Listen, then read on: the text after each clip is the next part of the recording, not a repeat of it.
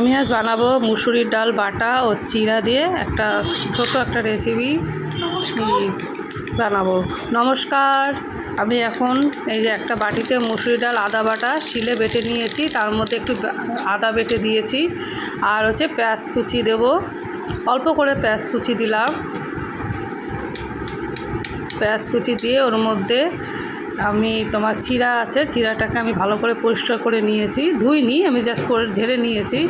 নিয়ে তার মধ্যে আমি যতটা পরিমাণ কর্নফ্লাওয়ার লাগে আমি ততটাই পরিমাণ কর্নফ্লাওয়ার দিলাম, মানে আমার ব্যাটারটা পরিমাণ মতন বুঝে কর্নফ্লাওয়ারটা দিয়েছি, একটু মুচমুচে হবে তার জন্য।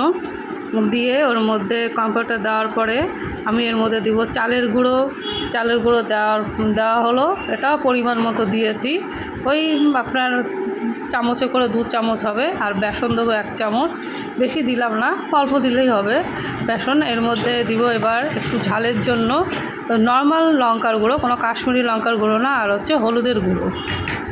দেওয়ার পর এবার আমি স্বাদ মতন একটু লবণ দেব।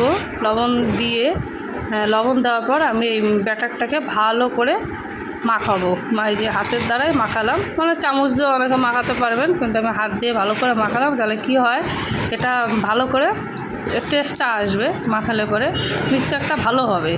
মাখানোর পর আমি আরেকটু টেস্ট বাড়ানোর জন্য এর মধ্যে কাঁচা সরিষার তেল একটু দেবো, সামান্য পরিমাণ সরিষার তেল একটুখানি দেবো, যাতে একটু মানে অন্যরকম একটু ফ্লেভার আসে, তার জন্য এই যে সামান্য একটু দিলাম।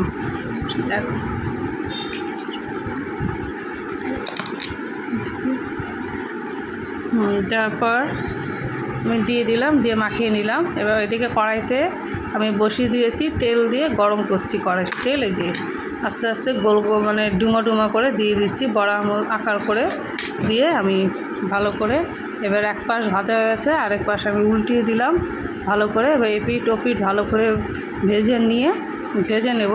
ভেজে নেওয়ার পরে আমি করব এটা মানে বাটিতে করে নামিয়ে নেব। এটা আপনি বিকালে আপনি নাস্তা হিসাবেও খেতে পারবেন চায়ের সঙ্গে।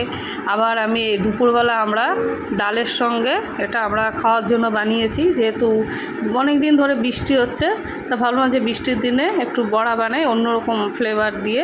তাই এটা চিরা, মুসুরির ডাল বাটা আর এই কর্নফ্লাওয়ার, চালের গুঁড়ো, বেসন সব কিছু দিয়ে এই যে একটা বড়া বানিয়েছি। নমস্কার, বাই।